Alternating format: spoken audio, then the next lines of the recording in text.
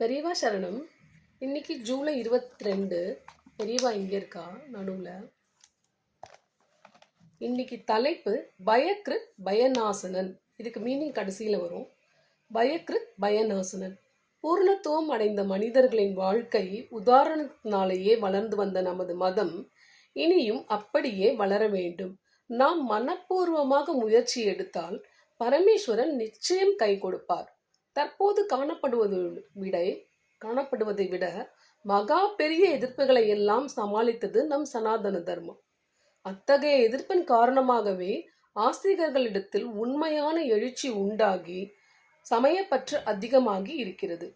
அவைதிக மதங்கள் வலுப்பெற்ற போது எங்கிருந்தோ ஒரு சங்கர பகவத் பாதர் வந்தார். திருஞான சம்பந்தர் வந்தார். அவுரங்கசீப் இந்து மதத்தை ஒடுக்க பார்த்தால் உடனே ஒரு சிவாஜியும் அகல்யாபாயும் வந்து நம் சமய உணர்வை முன்னை விட வலுவாக்குகிறார்கள். எனவே இந்து மதம் என்ன ஆகும் என்ற பயம் வேண்டாம்.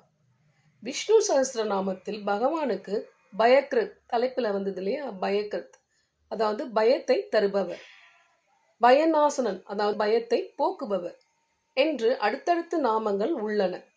நம்மை திருத்துவதற்காகவே அவர் பயக்ருத் ஆகுகிறார். நாம் திருந்த முயன்றால் உடனே பயநாசனன் ஆகிவிடுகிறார். பெரியவா சரணம். தேங்க்யூ.